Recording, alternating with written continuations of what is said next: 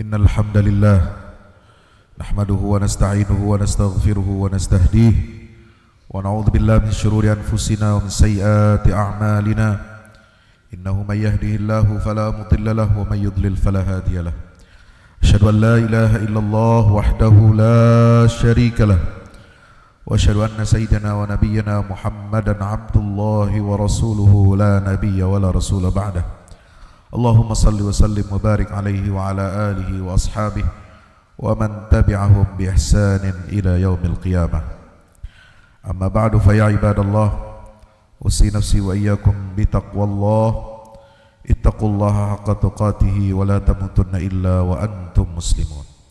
Hadirin ma'asyiral muslimin yang insyaallah mudah-mudahan kita semua senantiasa dirahmati oleh Allah Subhanahu wa taala.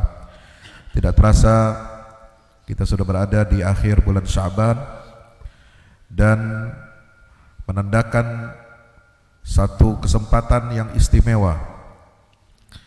Kita akhirnya insyaallah mudah-mudahan sampai di bulan suci Ramadan, bulan yang penuh berkah, bulan yang penuh dengan keagungan dan keistimewaan dari Allah Subhanahu wa taala. Bulan yang menjadi tempat bagi kita untuk senantiasa merefleksikan diri, meningkatkan ketakwaan kita kepada Allah Subhanahu wa taala. Kenapa Ramadan? Ada apa dengan Ramadan ini? Hadirin dirahmati Allah Subhanahu wa taala, dipilihnya waktu kewajiban kita berpuasa sebulan penuh di bulan Ramadan. Kata penulis tafsir Al-Manar, yaitu Syekh Muhammad Rashid Ridha dan gurunya Muhammad Abduh rahimahumallah, adalah merupakan cara Allah mengingatkan kita atas nikmatnya berupa turunnya Al-Quranul Karim yang menjadi petunjuk dan pedoman hidup bagi seluruh umat manusia. Maka cara kita mensyukuri nikmat turunnya Al-Quran itu adalah dengan berpuasa sebulan penuh dan memaksimalkan pengamalan petunjuk Al-Quran sepanjang momentum turunnya Al-Quran di bulan Ramadan ini. Lalu kenapa kita bisa bertanya, kenapa Allah menentukan cara kita mensyukuri turunnya Al-Quran itu dengan berpuasa?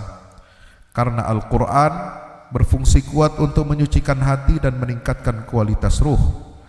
Maka cara kita untuk mensyukurinya juga harus dengan ibadah yang sepadan dengan nikmat tersebut di dalam makna dan dampaknya, yaitu berpuasa yang juga berfungsi untuk menyucikan hati dan meningkatkan kualitas ruhiyah kita.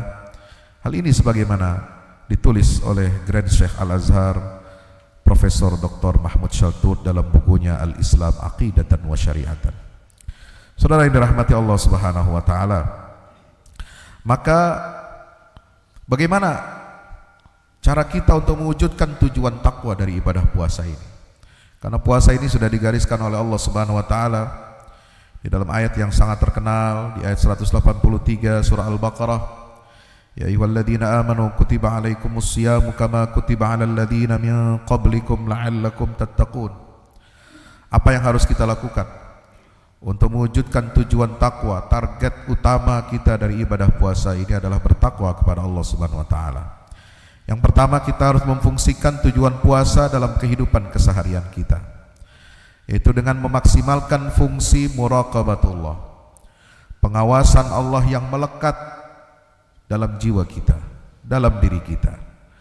Jika seorang muslim sanggup untuk mengalahkan syahwat dan hawa nafsunya selama 1 bulan penuh karena taat dan tunduk kepada perintah Allah Ta'ala, maka kebiasaan positif itu diharapkan akan melahirkan akhlak muraqabatullah, rasa malu terhadap Allah di hari biasa ketika kita dihadapkan pada pilihan halal dan haram, baik dalam makanan dan minuman, jenis profesi, muamalah ekonomi, sosial masyarakat, dan bahkan dalam kehidupan berbangsa dan bernegara. Akhlak muraqabatullah yang ada dalam ibadah puasa inilah yang kurang dalam diri kita, yang harus kita fungsikan dengan maksimal, harus kita wujudkan dengan sebaik-baiknya, agar bangsa dan negara kita ini bisa keluar dari berbagai macam krisis yang multidimensi, yang berpangkal pada perilaku koruptif, perilaku yang sering melampaui batas dari kewajaran, sebagaimana Allah Ta'ala berfirman, kalla innal insana layatgha ar-ra'ahu istaghna inna ila rabbikar ruj'a. Penyakit pertama yang akan menggerogoti dan menghancurkan peradaban manusia itu bukan penyakit fisik, bukan pandemi, bukan penyakit yang bersifat zahir, tetapi penyakit yang bersifat batin, yaitu tughyan, tirani, kezaliman, melampaui batas dari batas yang sewajarnya yang telah diciptakan oleh Allah Subhanahu wa taala. Itulah yang menyebabkan peradaban manusia ini akan hancur, termasuk peradaban bangsa Indonesia. Berapa banyak di antara kita yang masih bercokol di dalam hatinya penyakit tughyan ini, sehingga korupsi ratusan triliun sudah menjadi hal yang biasa, seolah-olah tidak ada artinya. Dan ini sangat melukai keadilan dan melukai hati rakyat Indonesia. Yang kedua, manfaat puasa ini tidak terbatas pada orientasi kita untuk mengumpulkan atau menimbun pahala untuk akhirat saja, tetapi juga dia berfungsi positif untuk perbaikan kehidupan sosial dan kesejahteraan umat. Muslim yang berakhlak puasa, dia tidak akan berani menipu dan memanipulasi anggaran, juga tidak mempan untuk dibujuk rayuan sogok dan korupsi. Dia juga tidak akan berani berkilah untuk berkelit dari kewajiban membayar zakat sebagai tanggung jawab sosialnya kepada fakir miskin, dan tidak doyan makan uang riba. Muslim yang bertakwa pada saat ia lalai oleh maksiat, maka ia tidak akan terlena terlalu lama dan dia akan cepat untuk kembali kepada Allah Subhanahu wa taala. Masyaallah muslimin dirahmati Allah Subhanahu wa taala. Setidaknya Ramadan mengajarkan kepada kita bahwa kita menjadi makhluk hamba Allah yang merdeka dari kungkungan syahwat, dari kungkungan maksiat, dari kungkungan penghambaan kita terhadap dunia. Yang pertama, Ramadan mengajarkan kepada kita untuk zuhud terhadap dunia.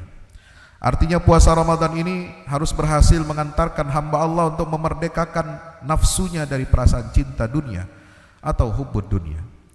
Selama sebulan penuh kita dididik dan dibina oleh Allah untuk menjauhi segala kesenangan duniawi yang dihalalkan olehnya. Kita tinggalkan makan, kita tinggalkan minuman, kita tinggalkan berhubungan suami istri hanya untuk mendapatkan ridha Allah, dengan tujuan dapat menjauhi semua larangan Allah Subhanahu wa taala, bukan hanya yang halal tetapi juga yang aslinya haram harus kita jauhkan dari diri kita. Dari Jabir bin Abdullah radhiyallahu anhu, pernah Nabi sallallahu alaihi wasallam diriwayatkan melewati atau memasuki sebuah pasar. Pada saat itu orang-orang sedang sibuk. Beliau lalu melewati bangkai anak kambing yang kupingnya kecil. Lalu beliau ambil bangkai anak kambing itu dengan memegang kupingnya, dan beliau bersabda, siapa di antara kalian yang ingin membeli bangkai ini seharga 1 dirham?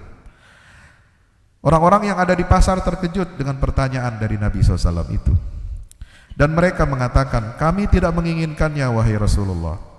Lagi pula apa manfaat yang kita dapat dari bangkai itu? Lalu Nabi berkata, baiklah kalau begitu, bangkai ini gratis untuk kalian, apakah kalian mau mengambilnya? Mereka menjawab, demi Allah, jika kambing itu masih hidup, kuping yang kecil itu adalah cacat, bagaimana pula ketika dia sudah menjadi bangkai? Apa yang bisa kita ambil manfaatnya? Tidak ada ya Rasulullah. Maka Nabi SAW bersabda dengan penuh kelembutan, wallahi inna dunya la ahwan 'ala Allahi min hadhihi. Demi Allah, sesungguhnya dunia ini dengan seluruh isinya lebih hina di mata Allah Subhanahu wa taala daripada bangkai anak kambing ini yang kalian tidak mau mengambilnya walaupun dengan harga 1 dirham. Yang kedua, puasa ini adalah pelajaran ketakwaan yang sesungguhnya. Artinya puasa ini mendidik kita untuk merdekakan nafsu agar takut dan taat hanya kepada Allah, bukan takut dan taat kepada makhluk. Semua amaliah Ramadan kita kerjakan dengan ikhlas karena Allah, bukan untuk mendapatkan pujian makhluk. Sehingga Nabi SAW bersabda, kullu amal ibni adam lahu illa as-shaum. Dalam hadis muttafaq alaih, Allah Subhanahu wa taala berfirman, ini disebut dengan hadis qudsi yang dilisankan oleh baginda Rasul sallallahu alaihi wasallam, setiap amal anak-anak Adam adalah kembali untuk dirinya sendiri, illa shaum, kecuali puasa. Fa innahu li, karena ia dilakukan hanya untukku, wa ana ajzi bihi, dan aku sendiri yang akan memberikan ganjarannya tanpa batas, unlimited. Ya. Apa maksudnya dari pernyataan baginda Rasul sallallahu alaihi wasallam ini? Dijelaskan oleh Imam Al-Qurtubi dalam tafsirnya Al-Jami' li Ahkamil Quran di jilid ketiga halaman 123, bahwasanya Allah Ta'ala berfirman bahwa semua amal anak Adam itu adalah untuk kebaikan dirinya kecuali puasa. Itu maksudnya bagaimana? Karena ibadah puasa ini berbeda dengan ibadah-ibadah yang lainnya, memiliki keistimewaan khusus, keunikan yang khusus dari dua aspek. Yang pertama, bayana saumu bihima sairal ibadat. Ahadahuma anna sauma yamna'u min maladhin nafsi wa syahawatiha ma la yamna'u minhu sairal ibadat illa shalah. Puasa, ya, kalau kita perhatikan dengan baik, itu fungsi utamanya adalah untuk mencegah, ya, untuk mencegah, mengurangi dan mengendalikan kenikmatan syahwat dunia yang sering kita atributkan pada diri kita atau yang sering kita konsumsi. Puasa itu mengeringkan syahwat, mengeringkan tenggorokan kita, mengeringkan jalur makanan kita, mengeringkan jalur penyaluran seksual kita. Padahal itu semua adalah dihalalkan oleh Allah Subhanahu wa taala. Fungsinya untuk apa? Dia mengeringkan dan mencegah kenikmatan-kenikmatan atau syahwat itu tidak seperti ibadah-ibadah yang lainnya. Kalau ibadah yang lainnya kita masih bisa menggunakan nikmat dan syahwat itu sebagaimana biasa. Tetapi puasa kita merasakan letihnya, kita merasakan laparnya, kita merasakan panasnya, kita merasakan penderitaan yang dialami oleh fakir miskin yang mana mereka menahan lapar dan dahaga setiap harinya.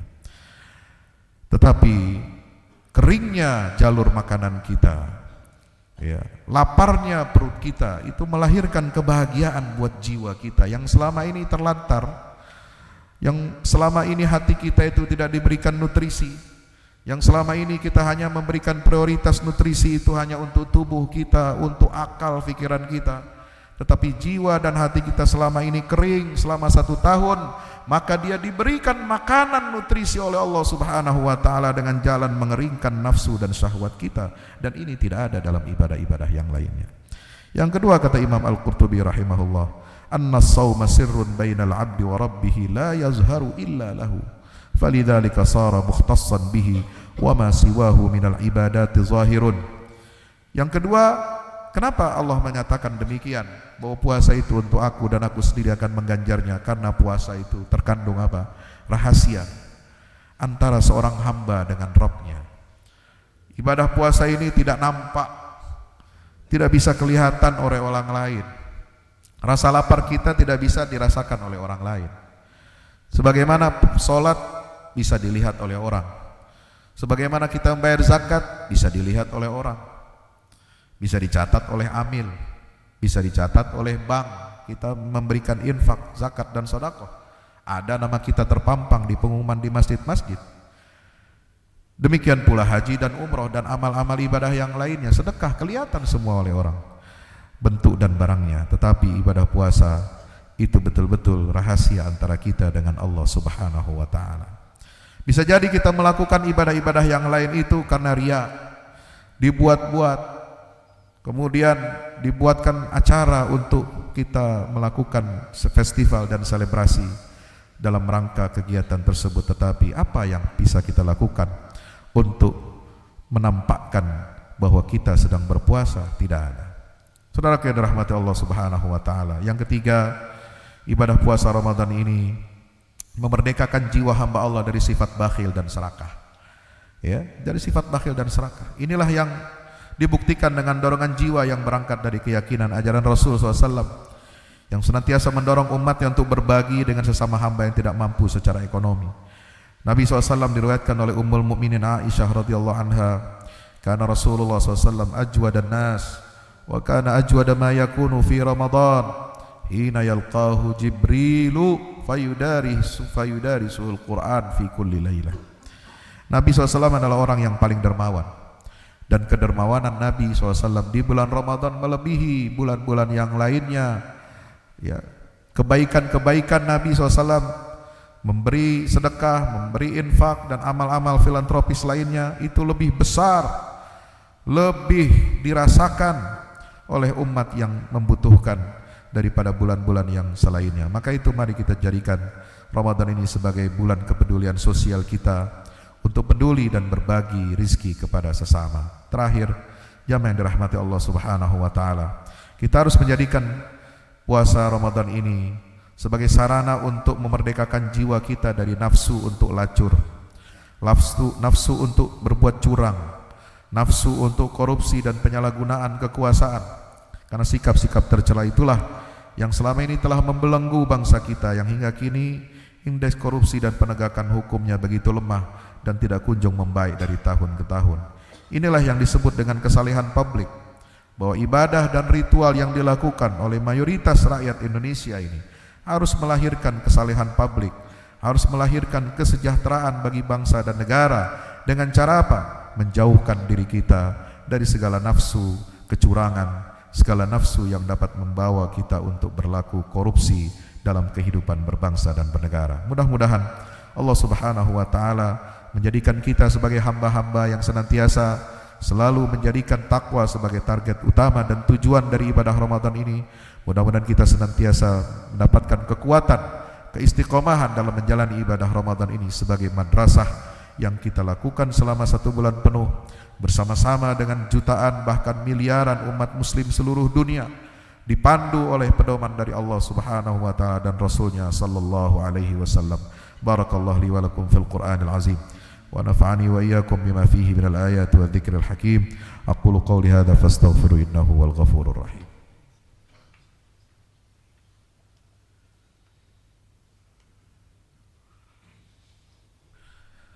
Alhamdulillahi wahdah, sadaqa wa'dah, wa nasara 'abdah, wa a'azza jundahu, wa hazamal ahzaba wahdah. Asyhadu an la ilaha illallah wahdahu la syarika lah, wa asyhadu anna Muhammadan abduhu wa rasuluhu la nabiyya wa la rasula ba'dah. Allahumma salli wa sallim wa barik ala nabiyyina Muhammadin wa ala alihi wa sahbihi wa man tabi'ahum bi ihsanin ila yaumil qiyamah. Ibadallah, usi nafsi wa iyyakum bi taqwallahi taqullaha haqqa tuqatih wa la tamutunna illa wa antum muslimun. Ya'lamu anna Allah amarakum bi amrin bada fi bi nafsihi wa thanna bi malaikatil musabbihati bi qudsih. Faqala ta'ala inna Allah malaikatahu yusalluna 'alan nabi ya ayyuhalladzina amanu sallu 'alaihi wa sallimu taslima. Allahumma salli wa sallim wa barik 'alaihi wa 'ala alihi wa ashabihi 'adada ma ahata bi 'ilmuk wa khatta bi qalamuk wa ahsahu kitabuk. Wardallahu ma'an sadatina arba'atil khulafa'ir rasyidin Abi Bakr wa Umar wa Uthman wa Ali wa an sa'iris sahabati wa tabi'in wa man tabi'ahum bi ihsanin ila yaumiddin wa alaina ma'ahum bi rahmatika ya arhamar rahimin. Allahumma ighfir lil muslimin wal muslimat wal mu'minin wal mu'minat al ahya'i minhum wal amwat innaka sami'un qaribun mujibud da'awat. Allahumma ansur al islam wa 'izzal muslimin. Allahumma 'ali bi fadlika kalimatil haqqi ila yaumiddin. Allahumma ansur man nasara ad-din waqtul man khadala al muslimin. Allahumma arina al haqqa haqqan warzuqna ittiba'ah وارنا الباطل باطلا وارزقنا اجتنابه. ربنا لا ظلمنا أنفسنا وإن لم تغفر لنا وترحمنا لنكونن من الخاسرين. لا إله إلا أنت سبحانك إنا كنا من الظالمين. لا إله إلا أنت سبحانك إنا كنا من الظالمين. لا إله إلا أنت سبحانك إنا كنا من الظالمين. ربنا عليك توكلنا وإليك أنبنا وإليك المصير. ربنا هب لنا من أزواجنا وذرياتنا قرة أعين واجعلنا للمتقين إماما. ربنا آتنا في الدنيا حسنة وفي الآخرة حسنة وقنا عذاب النار. وصلى الله على نبينا محمد وعلى آله وصحبه وبارك وسلم والحمد لله رب العالمين وأقم الصلاة.